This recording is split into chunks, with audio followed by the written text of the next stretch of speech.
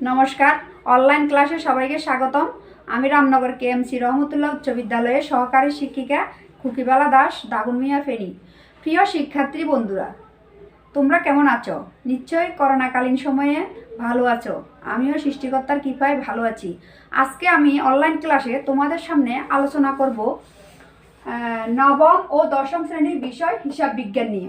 আমি হিসাব বিজ্ঞানের অষ্টম অধ্যায় নগদান বই সৃজনশীল প্রশ্ন একের ক ও খ নিয়ে আমি অনলাইন ক্লাসে দেখানো হয়েছে অঙ্কগুলা, কিন্তু এখন আমি আলোচনা করব তোমাদের সামনে ঘ নাম্বারটা নিয়ে।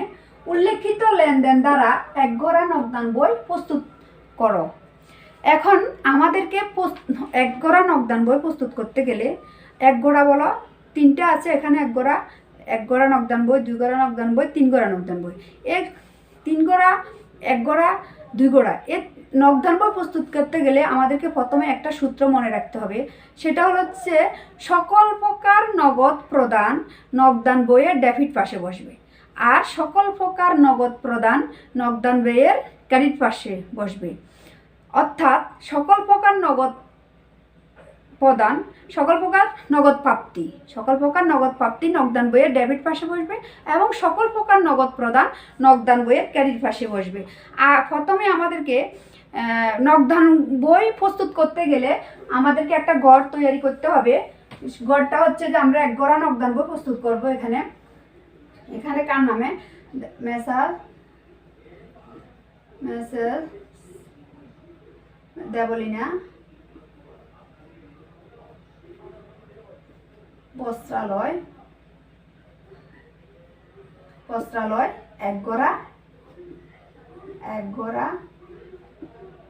নগদান বই।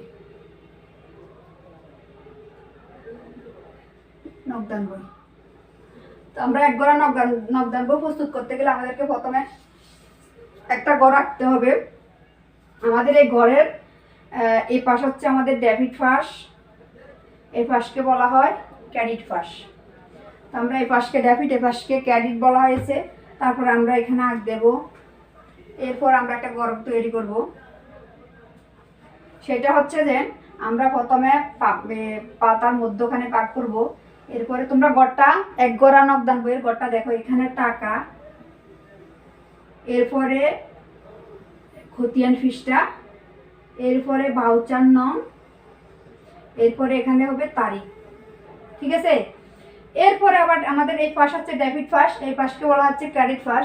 এই পাশে আমরা আবার লিখবো তারিখ, এখানে লিখবো টাকা গড়, এটা হচ্ছে খতিয়ান ফিসটা, এটা হচ্ছে ভাউচার নং।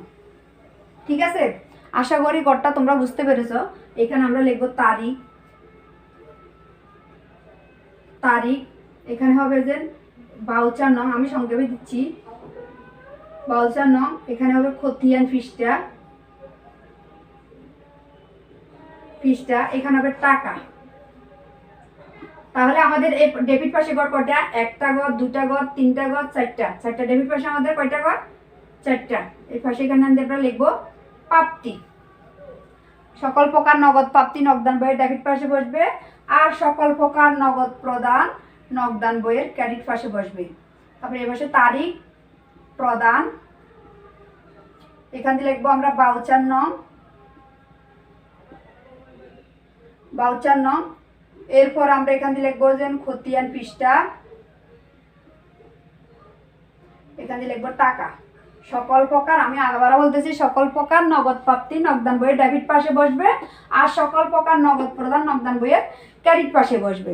এরপরে দেখো, এখানে মে মাসের 1 তারিখে বলা হয়েছে প্রারম্ভিক নগদ তহবিল আসে 60,000 টাকা। এই প্রারম্ভিক বৎসরের শুরুতে যে অর্থটা নিয়ে আসা হয় সেটাকে প্রারম্ভিক নগদ তহবিল বলে, অথবা নগদান বইয়ের ভাষায় এটাকে লেখা হয় ব্যালেন্স বিডি বলে। অর্থাৎ বৎসরের যে অর্থটা নিয়ে ব্যবসা শুরু করা হয়, অথবা ব্যবসায় শুরুতে যে অর্থটা নিয়ে আসা হয় সেটাকে প্রারম্ভিক নগদ তহবিল বলে, অথবা প্রারম্ভিক মূলধন বলা হয়। তাহলে এখানে দেখো আমাদের প্রারম্ভিক নগদ তহবিল আছে কত? প্রারম্ভিক নগদ তহবিলটাকে নগদান বইয়ের ভাষায় এখানে আমরা লিখব ব্যালেন্স মের 1 তারিখে ব্যালেন্স বিডি, প্রারম্ভিক তহবিলটাকে আমরা লিখবো ব্যালেন্স বিডি বলে এখানে ডেবিট পাশে বসাবো 60,000 টাকা, 60,000 টাকা।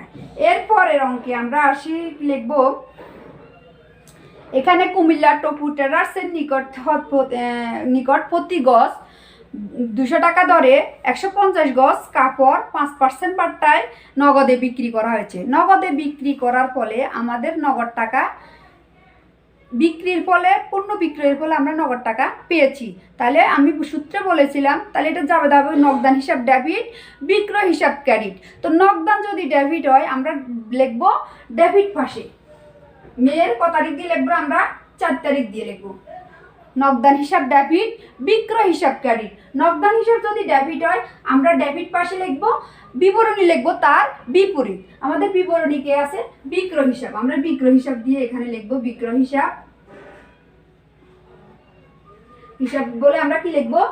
এখানে আমাদের 200 টাকা হিসাব করলে আমাদের 28,500 টাকা, 500 টাকা। এরপরে আসো, তাহলে আমাদের এখানে বাকিতে বিক্রি করা হয়েছে, এখানে পাবনা শাহী বস্ত্র বিতান হতে 10% বাট্টায় কাপড় ক্রয় করা হয়েছে 80,000 টাকা। যেহেতু আমাদের এটা বাকিতে বিক্রি করা হয়েছে, ব্যক্তি নাম উল্লেখ আছে, ক্রয় হিসাব ডেবিট, পাওনাদার হিসাব ক্রেডিট, সেক্ষেত্রে আমাদের নগদের সাথে এটার কোনো সম্পর্ক নাই, সেই জন্য এটা আসবে না। এরপরে দেখো সজল ট্রেডার্স হতে প্রাপ্তি, আমরা সজল ট্রেডার্সের কাছে বিক্রি টাকা পাই, সেজন্য আমরা নগদ টাকা পাইছি কত? 40,000 টাকা পাইছি। তাহলে নগদান হিসাব ডেবিট, সজল ট্রেডার্স হিসাব ক্রেডিট অথবা দেনাদার হিসাব ক্রেডিট। তাহলে সজল ট্রেডার্স হিসাব নগদান হিসাব ডেবিট, সজল ট্রেডার্স হিসাব ক্রেডিট। নগদান হিসাব যদি ডেবিট হয় আমরা ডেবিট পাশে লিখবো কি বলে? বিবরণী লিখবো তার বিপরীত। কি লিখবো? সজল ট্রেডার্স।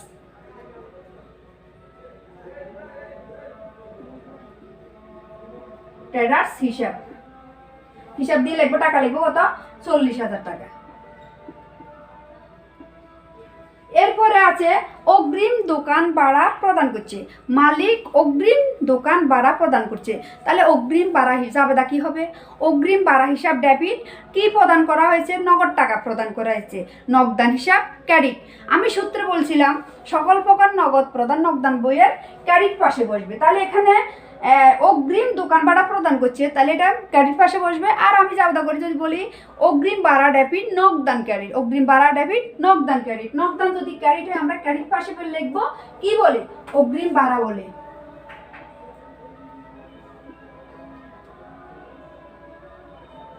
15 নম্বর তারিখে অগ্রিম ভাড়া বলে লিখবো, অগ্রিম ভাড়া ডেবিট নগদান ক্রেডিট। তো নগদান যদি ক্রেডিট হয় আমরা টাকা লিখবো, ক্রেডিট পাশে কি বলে? অগ্রিম ভাড়া বলে। বিবরণী হবে তার বিপরীত। কত হাজার টাকা? 30,000 টাকা। এরপরে আছে মালিকের মেয়ের জন্য 2,000 টাকার কাপড় প্রদান করা হয়েছে। কাপড় প্রদান করছে, তাহলে কাপড় প্রতিষ্ঠান থেকে মালিক তার নিজের প্রতিষ্ঠান থেকে নিজের মেয়ের জন্য কাপড় নিয়ে গেছে, সেক্ষেত্রে উত্তোলন হিসাব ডেবিট। কি নিয়ে এসেছে? কাপড়, সেটা হচ্ছে পণ্য, ক্রয় হিসাব ক্রেডিট। উত্তোলন হিসাব ডেবিট, ক্রয় হিসাব ক্রেডিট। তো উত্তোলন হিসাব ডেবিট, ক্রয় হিসাব যদি ক্রেডিট হয় এই ক্ষেত্রে নগদের সাথে আমাদের কোনো সম্পর্ক নাই, নগদ টাকা আসে নাই, নগদ টাকার কোনো হয় নাই, লেনদেন হয় নাই, সেজন্য এটা নগদান বইয়ে একগড়া নগদান বইয়ে আসবে না। তারপরে দেখো এপ্রিল মাসে বিদ্যুৎ বিল পরিশোধ করা হয়েছে। মালিক এপ্রিল মাসে, আমাদের হিসাবটা হচ্ছে মে মাসের, এপ্রিল মাসে আমাদের মালিক কি করছে? বিদ্যুৎ বিল পরিশোধ করছে। তো বিদ্যুৎ বিল যেহেতু পরিশোধ করছে সেক্ষেত্রে মালিকের নগদ টাকা কি করছে? প্রদান করছে। তাহলে বিদ্যুৎ বিল হিসাব ডেবিট, কি প্রদান করেছে? নগদ টাকা প্রদান করা হয়েছে, নগদান হিসাব ক্রেডিট। তাহলে বিদ্যুৎ বিল হিসাব ডেবিট, নগদান হিসাব ক্রেডিট। নগদান হিসাব যদি ক্রেডিট হয় আমরা ক্রেডিট পাশে লিখব কি বলে? বিদ্যুৎ বিল হিসাব বলে। বিবরণী হবে তার বিপরীত। তাহলে আমরা বিদ্যুৎ বিল হিসাব ডেবিট, নগদান হিসাব ক্রেডিট। তো নগদান হিসাব ক্রেডিট হলে আমরা ক্রেডিট পাশে লিখব বিদ্যুৎ বিল হিসাবে।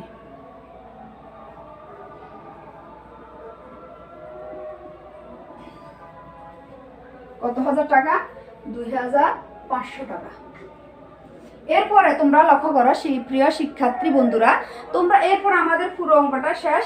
এরপরে আমরা যোগ করব। আমরা এখানে আঁক দিলাম, এই পাশে আঁক দিলাম। আমরা প্রথমে দেখব এই দুটো পাশ থেকে কোন পাশে বেশি, এই পাশে বেশি না এই পাশে বেশি।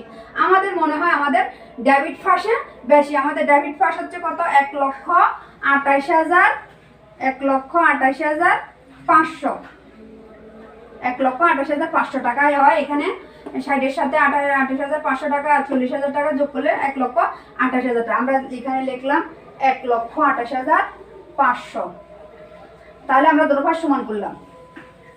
আমাদের এই পাশে হচ্ছে 1,28,000, 1,28,500। এই পাশে হচ্ছে 1,28,500। কিন্তু আমাদের এখানে কি যোগফলে কি 1,28,500 টাকা আছে? না। তাহলে আমরা এখানে কি লিখবো? মে মাসের 31 তারিখ দিয়ে ব্যালেন্স, এখানে লিখছি আমরা ব্যালেন্স বিডি, আর এই পাশে লিখবো আমরা ব্যালেন্স সিডি। তাহলে আমাদের ব্যালেন্স এটার থেকে 1,28,500 থেকে এখানে 32,500 টাকা বিয়োগ দিলে আমাদের কত হয়? 96,000 টাকা। ব্যালেন্স সিডি হয় কত? 96,000 টাকা। ঠিক আছে, এরপর আমাদের এই পর্যন্ত শেষ। এরপরে আমরা আসি, আমরা উদ্বৃত্ত তৈরি করব। এখানে আমাদের এখানে আছে মে মাস, তাহলে এখানে মে এলে তাহলে জুন। এখানে আমরা জুন মাসের 1 তারিখ দিয়ে লিখব। জুন মাসের 1 তারিখে লিখবো আমরা ব্যালেন্স, আবার ব্যালেন্স বিডি। আমরা উদ্বৃত্ত যা দেখাতেছি ব্যালেন্স বিডি। তাহলে আমরা এখানে ব্যালেন্স বিডি হবে কত? 1,96,000। এই পর্যন্ত আমরা এক গড়া নকদান বই প্রস্তুত করে ফেলেছি।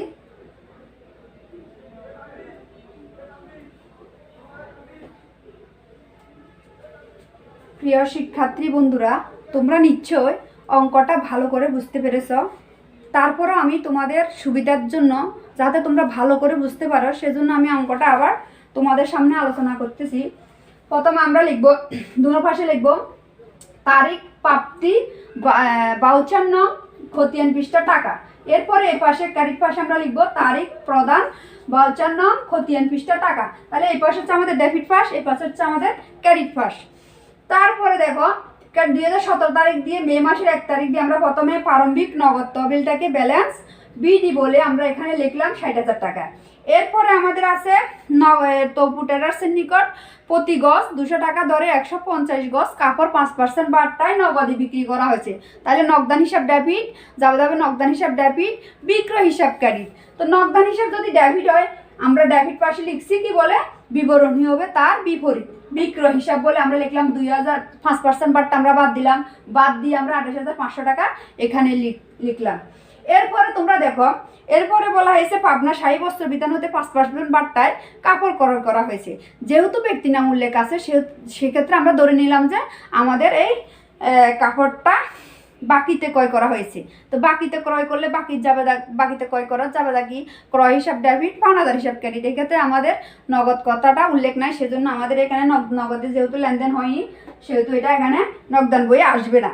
সজল ট্রেডার্স হতে প্রাপ্তি, সজল ট্রেডার্স হতে মালিক পাইছে কত হাজার টাকা পাইছে? নগদ টাকা পাইছে 40,000 টাকা। তাহলে নগদান হিসাব ডেবিট, সজল ট্রেডার্স হিসাব ক্রেডিট। তো নগদান হিসাব যদি ডেবিট হয়, আমরা ডেবিট পাশে বিবরণ লিখছি কি? সজল ট্রেডার্স হিসাব হলে 40,000 টাকা এখানে লিখলাম।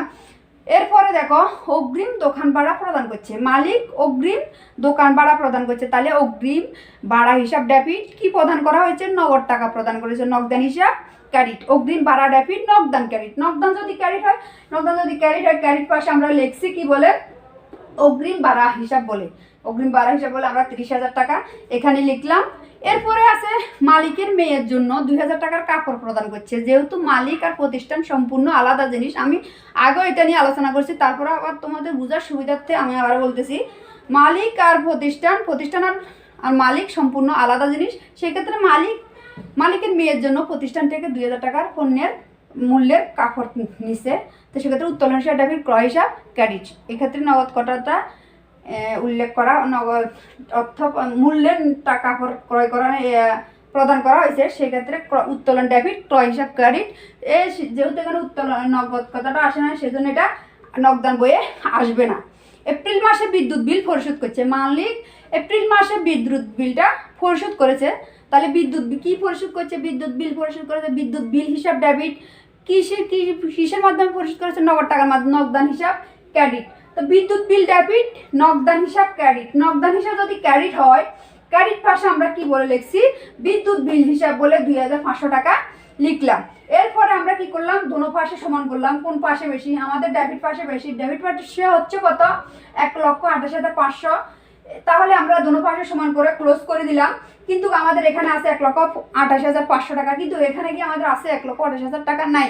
সেক্ষেত্রে আমরা ব্যালেন্স 31 তারিখ দিয়ে ব্যালেন্স সিডি বলে 96,000 টাকা লিখলাম। এরপরে আমরা আবার কি করলাম?